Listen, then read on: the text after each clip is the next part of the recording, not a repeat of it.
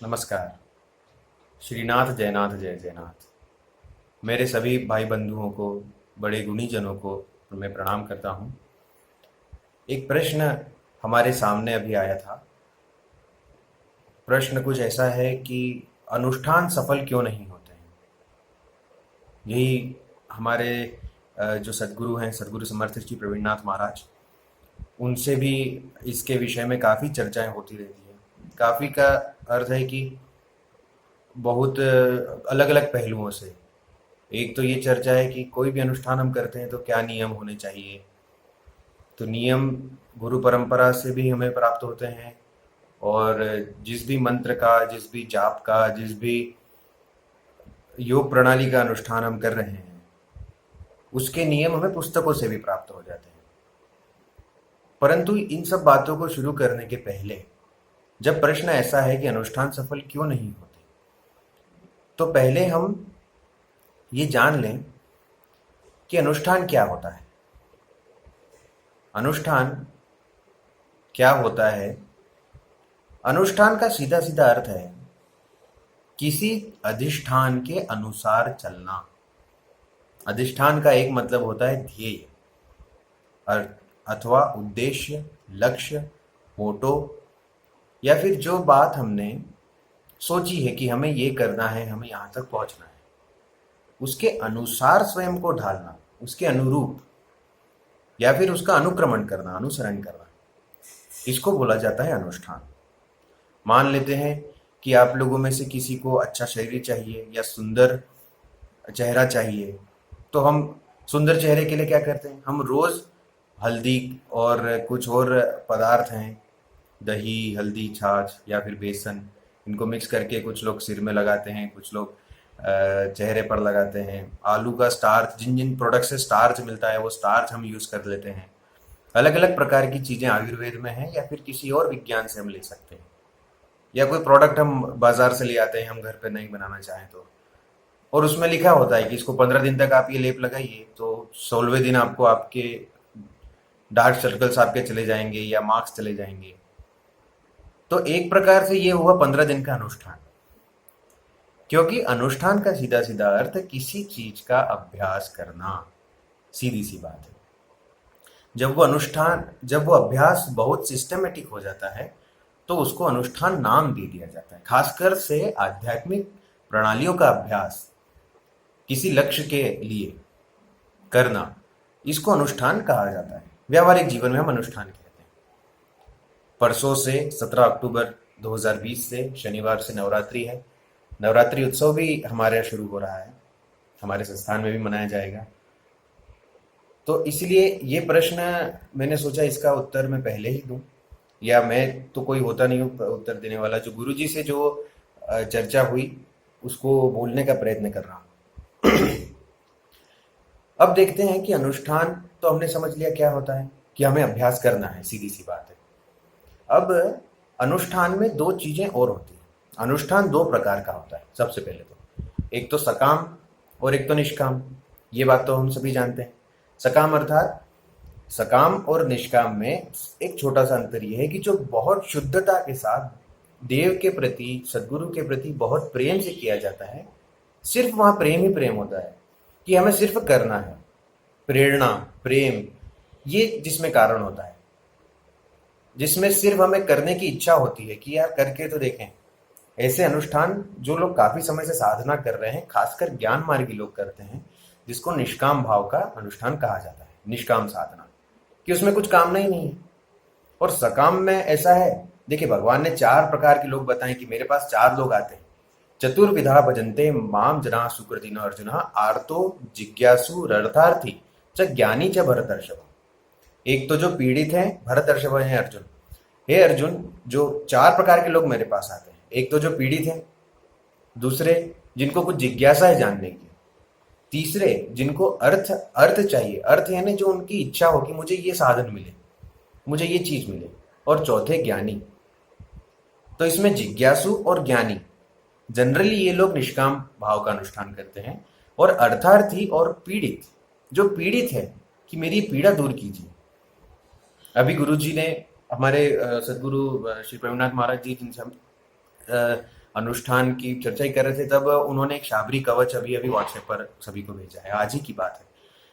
तो उसमें लिखा है कि आपकी जो पीड़ा है, आपको जो चाहिए, या आपको शांति चाहिए, आपको ज्ञान चाहिए, जो चाहिए वो देवी माँ को नमस्कार करके उनके सामने बोलिए, सीधे सीधे, कि हमें ये चाहिए।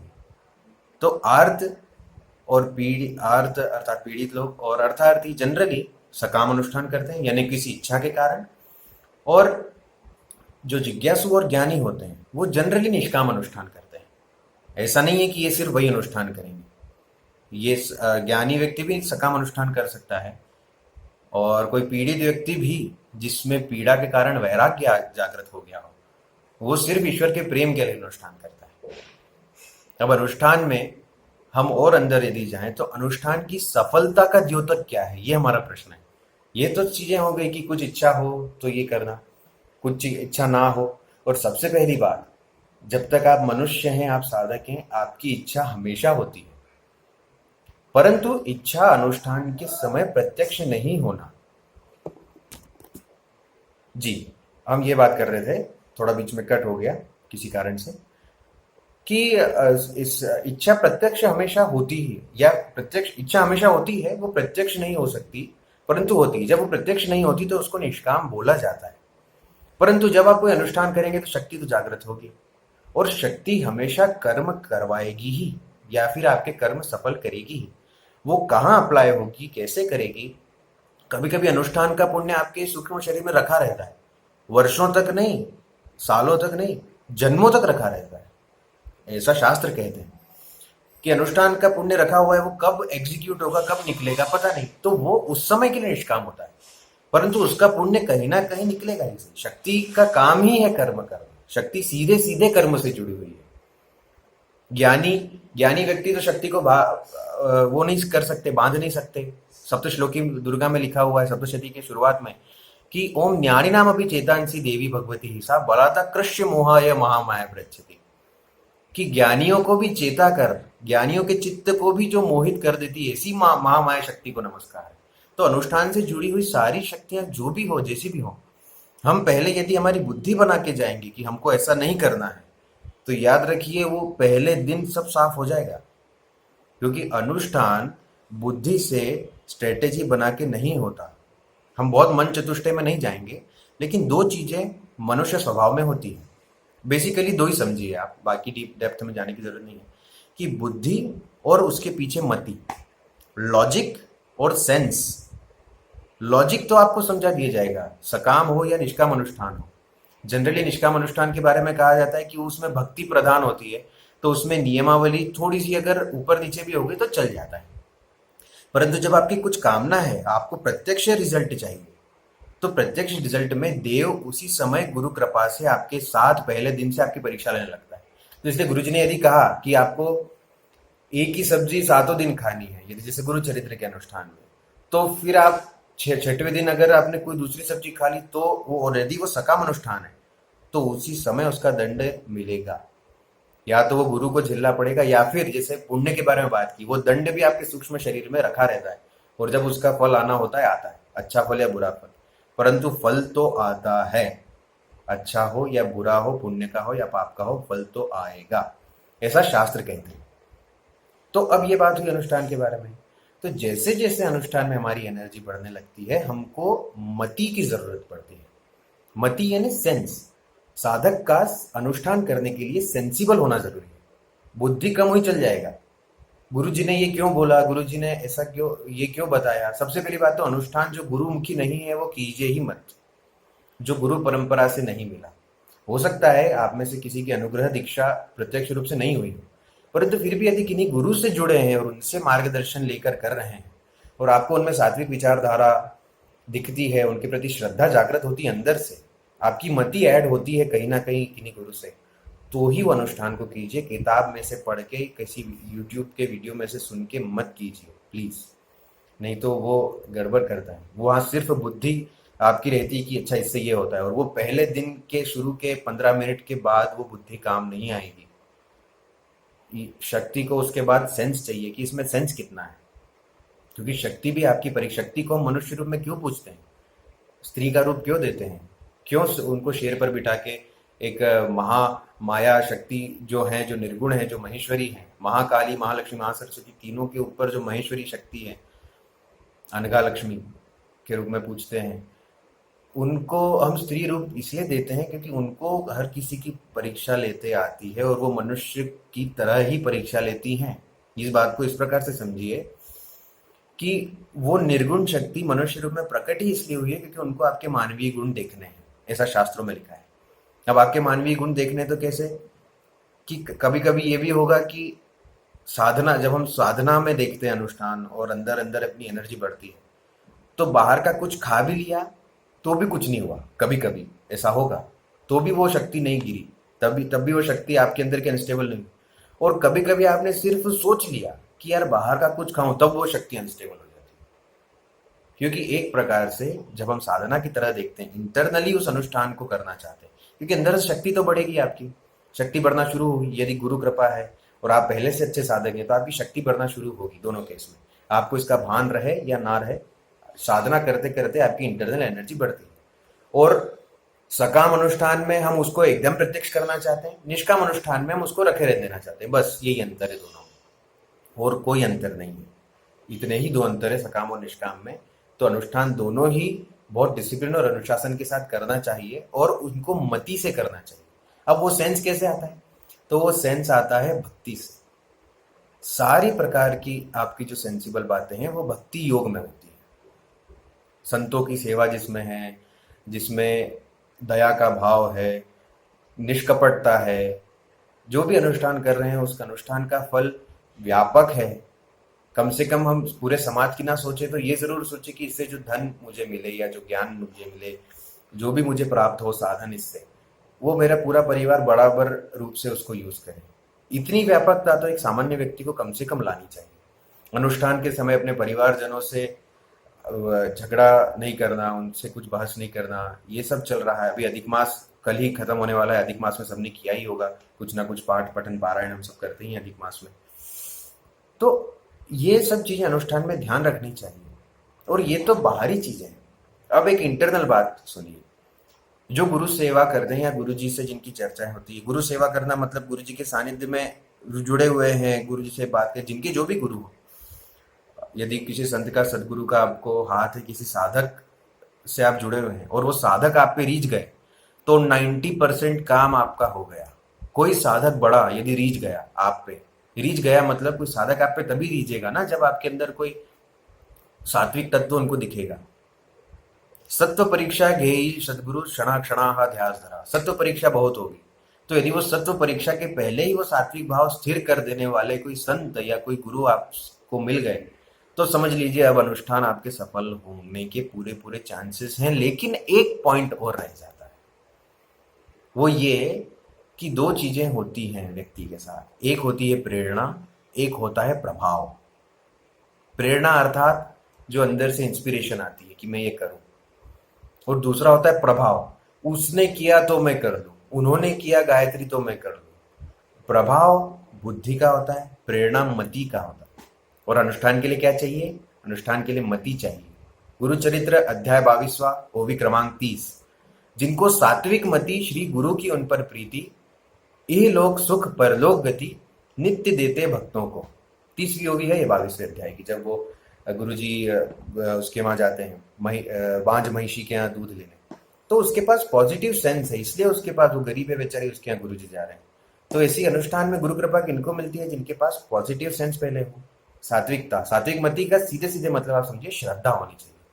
जिन देव के, इसलिए कहा जाता है कि सुबह यदि जाप किया, 108 मालाएं चाहे की हो, पर शाम को 5 भजन जरूर गाई, क्योंकि भक्ति आपको बहुत सहारा देती है। देव की स्तुति करने से यदि कुछ गड़बड़ भी हुई थी सुबह, कुछ मन में आ गया था एक माला करते टाइम, तो वो एक माला आपकी जो कट हुई है, शाम को भजन गाते समय वो एक माला पे 2 टिक लग जाते हैं, 2 टिक, ब्लू टिक जो व्हाट्सएप पे लगते हैं, सीन हो जाता है देव के द्वारा।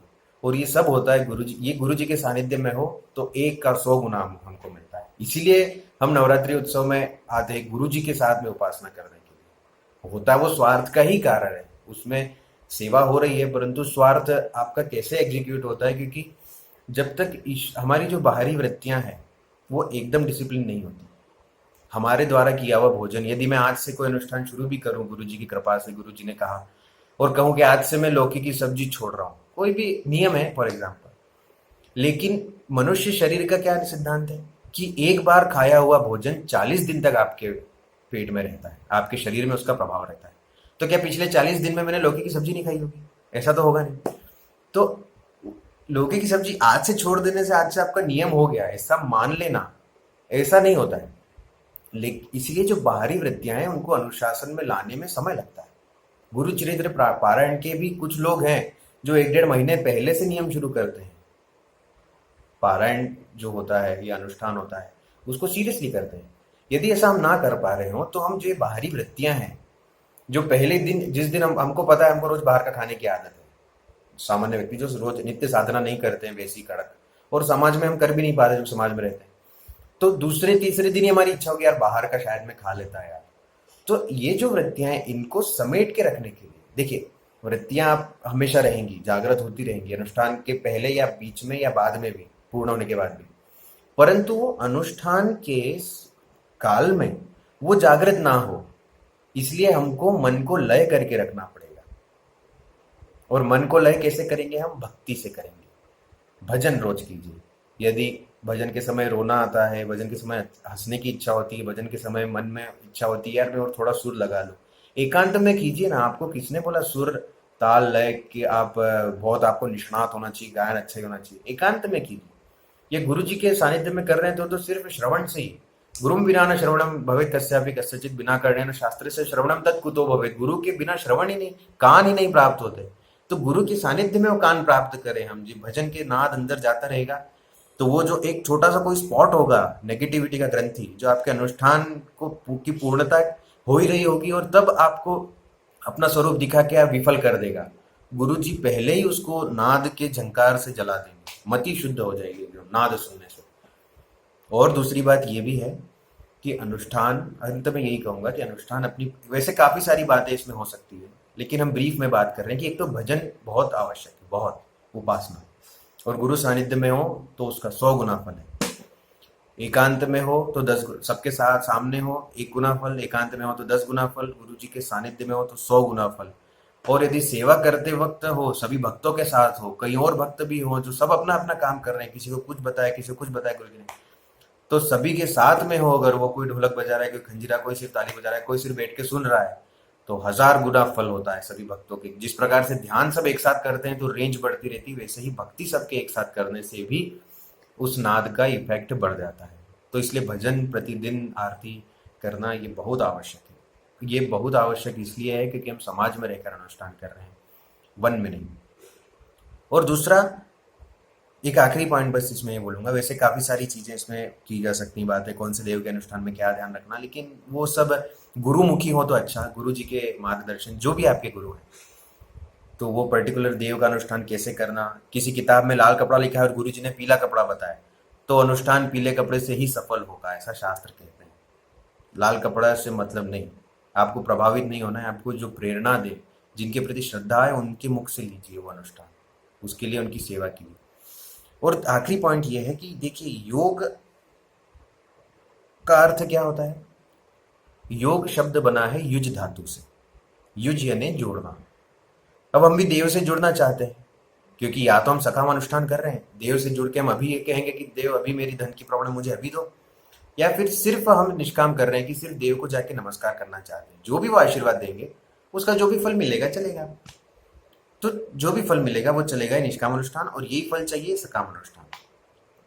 तो इन दोनों ही केस में आपको आपकी प्रकृति समझना या तो पड़ेगी, या तो अपने गुरु जी से पूछना पड़ेगा कि मेरे अनुसार कौन सा अनुष्ठान ठीक है। काफी सारे तरीके होते हैं। हम योग में सांख्य योग होता है, लय योग होता है, मंत्र योग होता है, भक्ति योग होता है, राज योग होता है, हठ योग होता है, कर्म योग होता है, और बाहर के प्रकार में जाएं तो ज्ञान योग होता है। अब ये सब इंटर रिलेटेड चीजें ही हैं। राजयोग में ये, इसमें वो। राजयोग में शुरुआत में हम जो कहते हैं कि प्राणायाम और आसन होते हैं, तो ऐसा नहीं कि पाप और पुण्य आपके, मतलब आपके पापों का निरसन, पाप काटना, ये प्राणायाम से नहीं होता। गुरु चरित्र में वर्णन है कि अगर ये पाप हो जाए तो 200 प्राणायाम कर लीजिए, 200 बार नाड़ी शोधन करने से आपका एक किया हुआ पाप जाता है। एक पर्टिकुलर प्रणाली है। वैसे ही ऐसा भी हमने देखा कि कोई व्यक्ति तो रोज 10-10 मालाएं कर रहा है 9 दिन तक, पर उसका काम नहीं हुआ। लेकिन जो व्यक्ति सिर्फ 2 दिन आया गुरु जी के साथ भजन करने, तीसरे दिन उसका काम हो गया। तो आपका मन, आपकी निष्ठा किस प्रकार के योग में ज्यादा अच्छी लग रही है, ये भी हमको, या तो हम इसको स्वयं आकलन करें या तो हम हमारे गुरु जी से चर्चा कर लें कि गुरु जी क्या करना चाहिए। तो यदि गुरु जी ने कहा 5 गुरुवार उपासना करो, तो फिर 5 गुरुवार जप मत कीजिए, 5 गुरुवार उपासना ही कीजिए, आपका काम उपासना से होगा। क्यों? क्योंकि गुरु जी ये चीजें उससे नहीं कहते, ऐसे ही सोच के नहीं कहते, उसके पीछे कोई साइंटिफिक रीजन होता है कि आपके हिसाब से ठीक क्या ठीक है। आप यदि इमोशनल हो, आप में इमोशंस का प्रभाव ज्यादा है, तो आपका काम सिर्फ भजन से हो जाएगा। सिर्फ भजन में आप इतना, आपका मन तल्लीन हो जाएगा कि जो जप में जो चीज मिलती है वो चीज आपको भजन में मिल जाएगी। तो भजन में आपको यदि वो चीज मिल रही है तो आप अपना फायदा देखिए ना, सकाम हुआ निष्काम। आपको यदि भजन में भक्ति मार्ग से वो चीज मिल रही है तो क्यों आप अपने पावर बढ़ाना और मैं कर लूं और मैं मंत्र जाप कर लूं ये चीज कर रहे हैं। अब इसका उल्टा भी हो सकता है, कोई भजन करने आ रहा है, उसको गुरुजी ने कहा कि आज माला हुई कि नहीं। ऐसा हमने देखा है कि कभी कोई पूछ रहा है, गुरुजी वो कर रहा था, तो फिर गुरुजी कह रहे हैं कि आज माला 5 हुई कि नहीं, 5 माला रोज करना है। तो उसके लिए उस व्यक्ति को मंत्र ही करना जरूरी है। तो गुरुजी ने जो प्रकार का योग बताया है उस मार्ग से अनुष्ठान होता है। एक होता है लय योग, कि तुम सिर्फ श्रद्धा रखो सब काम हो जाएगा। मन को विलीन करने की सोचो। निरहंकारिता, अहंकारिता की हम बात कर रहे थे कि निरहंकारिता सबसे ज्यादा आवश्यक है कि अब मैं अहंकार ना हो, मन में ईमानदारी। वही जो हम टोटली कहते हैं कि बाहर से नहीं अंदर से भी शुद्धि रखो, मेन इसका यही पॉइंट है। तो लय लय योग में मन को विलीन कर देना, भक्ति योग में ईश्वर की भक्ति करना, गुणगान करना, और सबसे फेमस जो है अनुष्ठान का मतलब ही जो समझा जाता है मंत्र योग, कि मंत्र जपिए, मंत्र का जाप कीजिए और उससे पावर बढ़ेगी। असल में मंत्र जाप से ही सूक्ष्म शरीर के जो रास्ते मंत्र से खुलते हैं वो और किसी उससे नहीं खुलते हैं, मार्ग से जनरली। लेकिन वो जब मार्ग खुल गया शक्ति का, तब उसको संभालना कैसे, तो फिर वही मैं घूम फिर के भक्ति योग पर आऊंगा ही। कलयुग केवल नाम आधारा, ऐसा संतों ने कहा है कि कलयुग में नाम से बड़ा कुछ नहीं है। कलयुग में नाम का आधार तो लेना ही पड़ेगा। तो इसलिए नाम स्मरण करना, भजन करना, ये सबके लिए आवश्यक है। और यदि अंतिम दिन अनुष्ठान के, जैसे नवरात्रि में 9 दिन, पारायण के समय 7 दिन, नवनाथ महाराज का अनुष्ठान होता है तो उसमें भी 9 दिन या 7 दिन का होता है। जो भी पारायण आपका अनुष्ठान, जब जो भी चल रहा है, जितने भी दिन का, 40 दिन का, अंतिम दिन यदि ईश्वर के प्रति सिर्फ प्रेम ही प्रेम प्रकट हो। प्रेम बहुत बड़ा कंसेप्ट है बोलने के लिए, ऐसे इतना आसानी से कह रहा हूँ मैं, लेकिन वो ऐसा है कि एकदम निश्चल भाव, सिर्फ ईश्वर को देखने की इच्छा हो, हर किसी से दया का भाव मन में आ रहा है, प्रेम का भाव अपने गुरु बंधुओं के प्रति आ रहा है, तभी वह आपका जो अनुष्ठान है वह शुद्ध भाव से पूर्ण हुआ निष्काम अनुष्ठान कहा जाएगा। अनुष्ठान सकाम था या निष्काम, इसकी इसकी पुष्टि अंतिम दिन होती है, पूर्णता के दिन, इसलिए उसको सांगता कहते हैं। सांग का अर्थ है मराठी में सांग, सांग यानी सांग, तुला काय कळलं, बोल तुझे क्या समझ आया। तो अनुष्ठान का जो अंतिम दिन होता है उसके अगले दिन सांगता, यानी एक प्रकार से तो पूर्णता ही है सांगता करना, पर दूसरा मराठी में थोड़ा शब्द छल करें तो कहना, अनुष्ठान बोलने लगता है। अब आपने जागृत कर ली शक्ति, अब वो बोलेगा, वो कितनी शुद्धि से बोलेगा, और वो बोलेगा तो क्या वो पुण्य आपका कार्य हो गया, यही बोलेगा। ये भी हो सकता है कि आप जिस प्रॉब्लम में फंसे थे, आप चाहते थे कि इस प्रॉब्लम से मुझे कुछ मिले, वो प्रॉब्लम ही खत्म हो जाए जड़ से और आपको कुछ मिले भी ना। इसका उल्टा प्रॉब्लम कभी कभी और जटिल रूप ले लेती है, लेकिन वो कैसा होता है कि दिया बुझने के पहले जो एकदम भभकता है जोर से, वो वैसा ही होता है कभी कभी। तो उसके लिए गुरु जी का परामर्श, गुरु जी का सानिध्य ये लगातार बना रहे।